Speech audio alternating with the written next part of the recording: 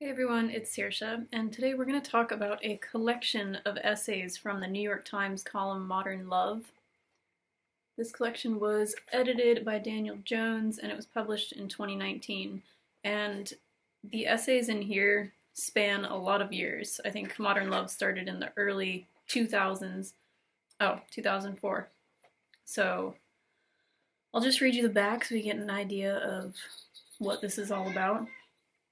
Some of the stories are unconventional while others hit close to home. Some reveal the ways technology has changed dating forever. Others explore the timeless struggles experienced by anyone who has ever searched for love. All are, above everything else, honest.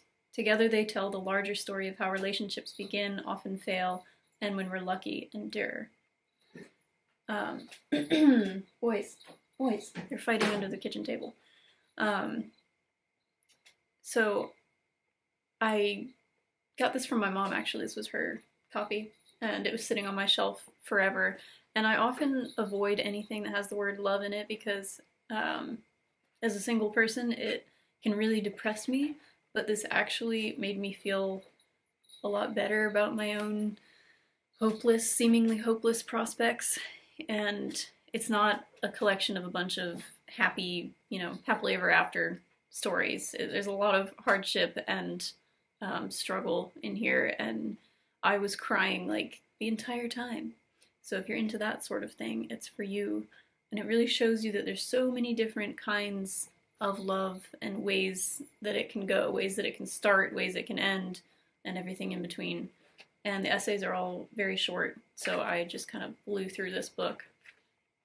And actually was lucky enough to meet the author of one of the essays a couple days ago because my mom is doing this writing workshop here in Florida, and her mentor, her teacher, is one of these authors.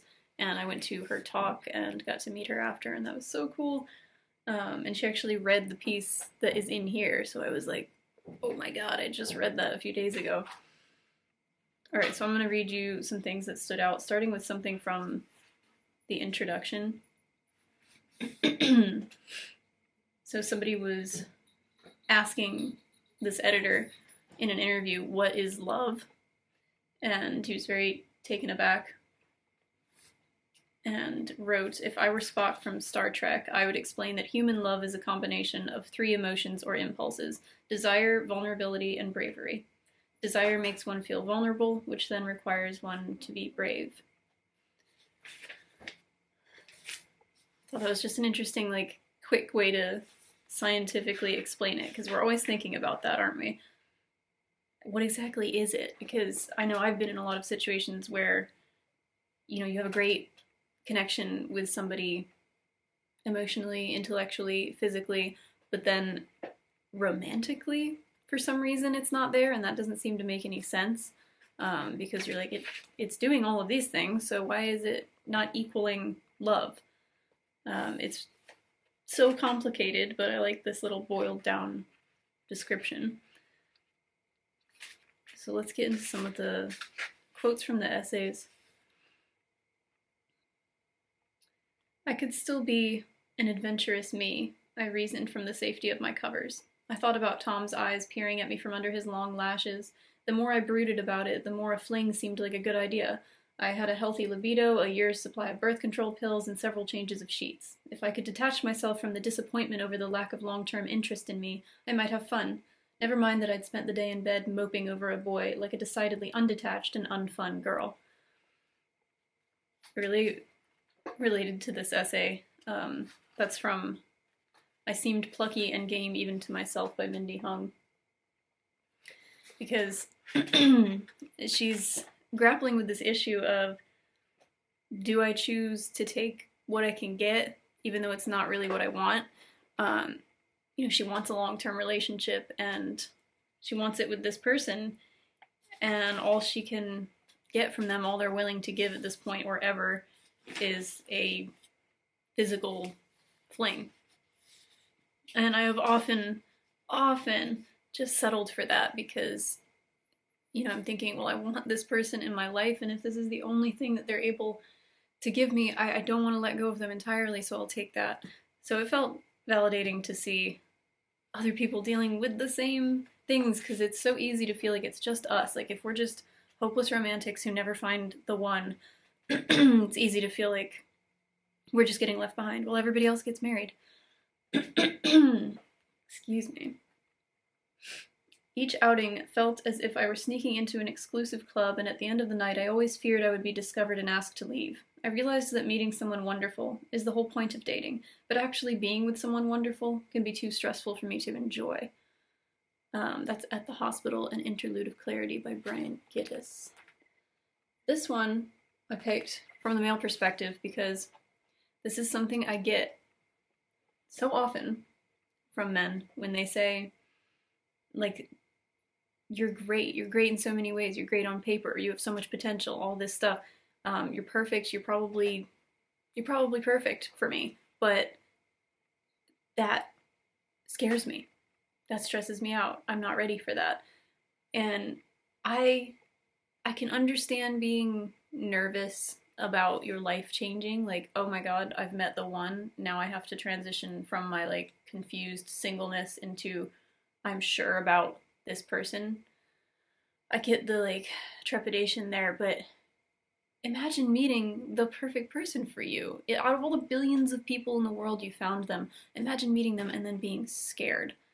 Too scared to continue seeing them. Please. And then instead of keeping them, you fumble them. And you have to think about that for the rest of your life. I don't know. I can't understand it. I would love to meet the perfect person for me. It has not happened. But I love all the different perspectives in this book. I mean, it really, like, it made me feel so much less alone because you're just getting, like, the entire human experience of love in here in so many teeny tiny little essays.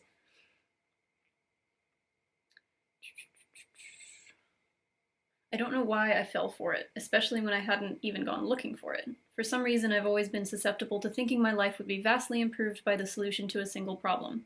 In high school, I thought it will all get better when the braces come off, or when my skin clears up, or when I go to college.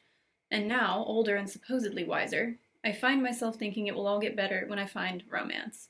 When I have a man who wants me, despite how fallible, loud, or political I can be, someone who, with a kiss, can snap me out of my self-pitying reverie. I think about how long I've been ready to find the beauty in another human being, to caress the scars of someone as flawed as me, and to feel that person reciprocate. That is from For Best Hookup Results, Use Your Words, Okay? By Gabrielle Ulube. And picked that quote because how many times have I had that thought that there is this one thing that is going to fix everything. If I can be as in shape as I want to be, if I can get a book published, if I can hike this trail, if I can have this sort of friendship or this kind of romantic relationship, if I can do all these things, like, then I'll be happy and everything will be fine. And it's especially with the relationship thing because for me, you know, I'm not a career-oriented person. I don't want kids. My dream has always been to find love because I have so much love to give. I am a very, very loving person, and to receive that as well would be so nice. And just to share an adventurous life with somebody, because I've done so much by myself, so much. I've been lucky to be able to do so much traveling and adventuring. But to get to share it with somebody that I'm attracted to, like, come on.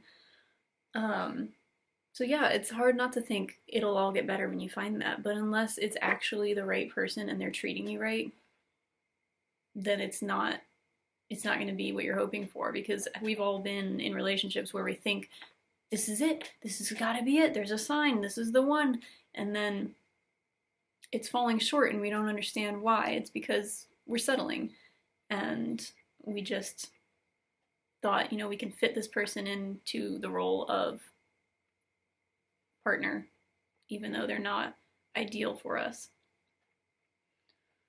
But yeah, it makes you wonder, how much can love actually fix? And how much do we need to work on ourselves first before... That's what I'm afraid of, is like, no matter how much therapy I go to, and I go every week, no matter how many self-help books I read, no matter how much I take care of myself, will I ever be like considered mentally stable on my own? Do I need somebody to complete me? That's a crappy thought. I don't want to need somebody to complete me. I think some of us are just more some of us are more dependent on the love of others. And I wish I wasn't, but childhood trauma. Okay. I don't wander into casual sex expecting it to yield a relationship. I have never understood why some guys seem to think flattery is the key to a bedroom they've already been welcomed into. They say they would love to date me, and then wonder why the next day I think they want to date me. Thank you. Thank you. This has happened so many times. Know what you want. The amount of times that people will, like she says, oh, and this is from, for best hookup results, use your words. Okay. Wait. Is this the same one that I just read from? Yes, it is. Okay. Wow, I picked two things from that one. So, same one. The way that she is talking about, like, guys continuing to say all this stuff that they do not mean when you've already invited them in, you know, you're already gonna hook up, or you already have, and you're lying there after. Why do they continue to say crap that they don't mean? I have had guys tell me, like, after, you know, a thing, they'd be like, "Oh, I think we'd be so good together. Like, we should date." And then I think, yeah, like I agree with that. I do.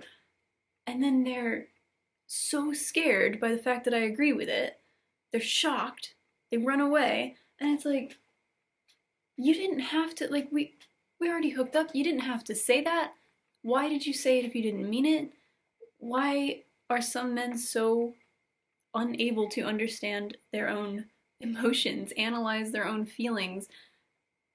It just drives me absolutely nuts because I spend so much time working on myself and trying to figure out what I want and how to interpret my feelings. I just don't understand not being able to interpret your feelings.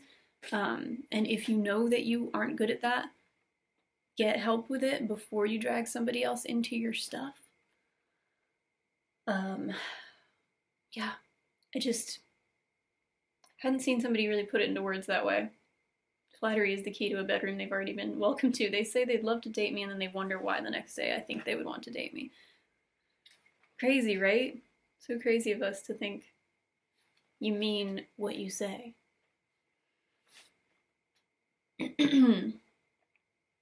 Dating for me was always like that video game. You try to follow the dance moves, and the further you get into the game, the trickier the moves become until you are just a flailing mess. I was clingy and desperate and wore my heart on my sleeve, falling madly in love repeatedly, only to meet with heartbreaking rejection at every turn. This is from Loved and Lost, It's Okay, Especially If You Win by Veronica Chambers. And I liked this one because she says, I was a case study and he's just not that into you, or so I've been told. So she faced a lot of rejections, and I feel like, you know, that is my story. Just everybody I go for, everyone I'm attracted to, it's always a no.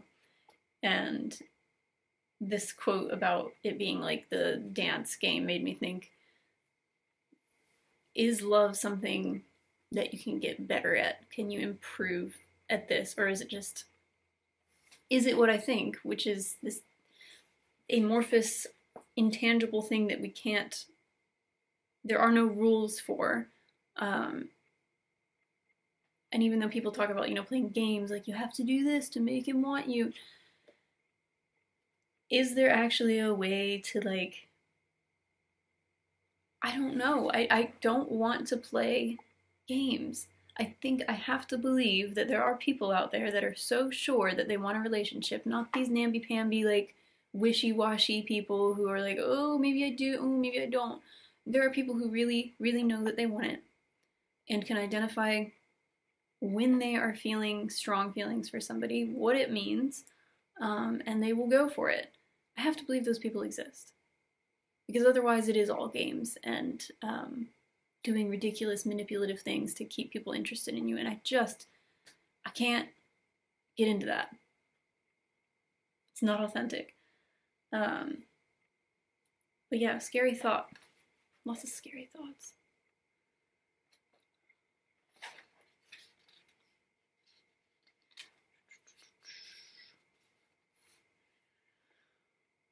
And this is from that same essay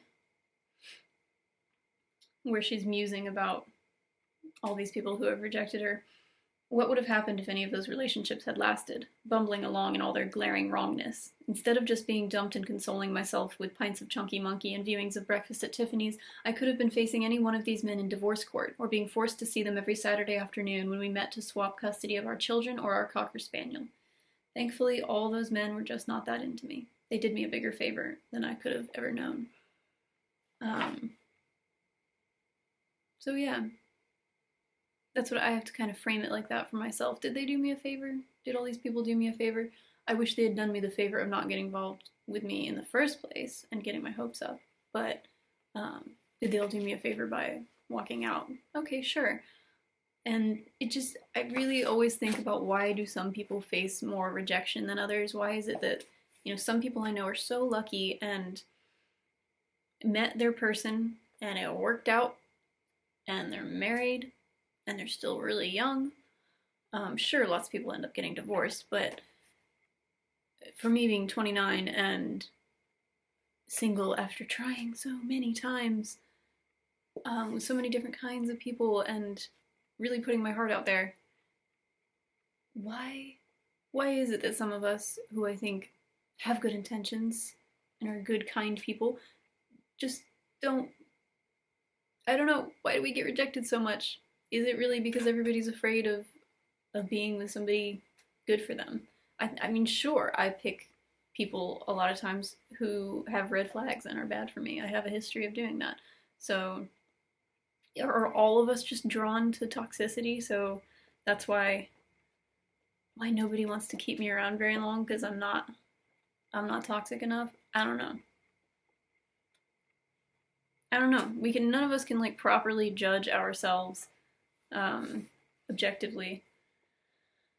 So feels like a lot of this will just be a mystery, and I've come to terms with probably being alone forever. It's super depressing. But like, I don't know. It's so hard to keep your hopes up. It really is. Alright, so then I'm just going to mention a couple of other essays. There is this one called You May Want to Marry My Husband by Amy Krauss Rosenthal. And I remember hearing about this one a long time ago, maybe at a writing workshop.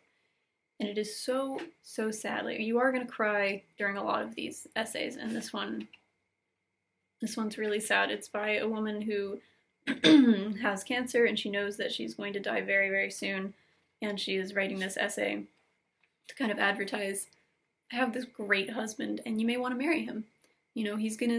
I want him to have a partner after I'm gone. Which is such a selfless thing to do, and it's heartbreaking essay. And then another heartbreaking essay is the one by the author I mentioned at the beginning, Anne Hood. It's called Now I Need a Place to Hide Away. And she frames it